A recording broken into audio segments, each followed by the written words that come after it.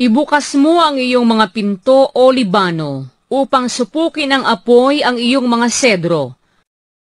Manambitan ka, o puno ng abeto, sapagkat ang sedro ay nabuwal, sapagkat ang mga mabuti ay nabuwal.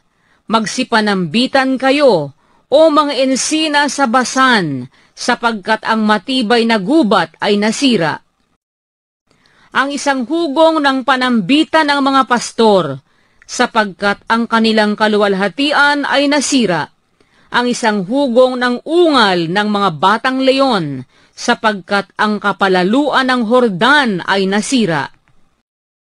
Ganito ang sabi ng Panginoon kong Diyos, pakanin mo ang kawan na papatayin, na mga pinapatay ng mga may-ari, at hindi mga inaaring may sala. At silang nangagbibili ng mga yaon ay nangagsasabi, purihin ang Panginoon, sapagkat ako'y mayaman, at ang kanilang sariling mga pastor ay hindi nangaawa sa mga yaon. Sapagkat hindi na ako maaawa sa nagsisitahan sa lupain, sabi ng Panginoon, kundi narito, aking ibibigay ang bawat isa ng mga tao sa kamay ng kanyang kapwa at sa kamay ng kanyang hari, at kanilang ipapahamak ang lupain, at mula sa kanilang kamay ay di ko ililigtas sila. Sa gayoy aking pinapanginain ang kawan na papatayin, katotohanang kaawa-awang kawan.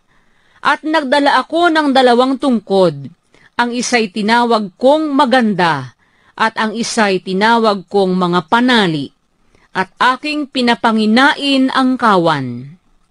At aking inihiwalay ang 3 pastor sa 1 buwan, sapagkat ang aking kaluluwa ay nagsawa sa kanila, at sila'y nayamot sa akin. Nang magkagayoy, sinabi ko, hindi ko na papanginginainin kayo, ang namamatay ay mamatay, at ang nahihiwalay ay mahiwalay, at ang mga iwan ay magkainan ng laman ng isa't isa. At hinawakan ko ang aking tungkod na maganda, at aking binali, upang aking sirain ang aking tipan, na aking ipinakipagtipan sa lahat ng mga bayan. At nasira ng araw na yaon, at ganito nakilala ng kaawa-awa sa kawan, na nagmamasid sa akin na yaoy salita ng Panginoon. At sinabi ko sa kanila, kung inaakala ninyong mabuti, bigyan ninyo ako ng aking kaupahan, at kung hindi, inyong pabayaan. Sa gayoy kanilang tinimbangan ang kaupahan ko ng 30 putol na pilak. At sinabi ng Panginoon sa akin, ihagis mo sa magpapalyok ang mainam na halaga na aking inihalaga sa kanila, at aking kinuha ang 30 putol na pilak at inihagis ko sa magpapalyok sa bahay ng Panginoon.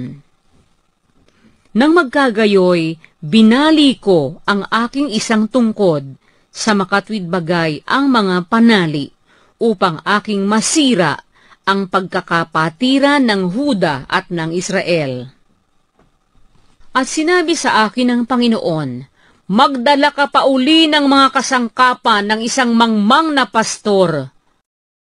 Sapagkat narito, ako'y magtitindig ng isang pastor sa lupain na hindi dadalawin yaong nangahihiwalay, ni hahanapin man yaong nangaliligaw, ni pagagalingin man yaong mga pilay, ni papanginginainin man yaong mga magaling, kundi kanyang kakanin ang laman ng mataba, at lulurayin ang kanilang mga kuko.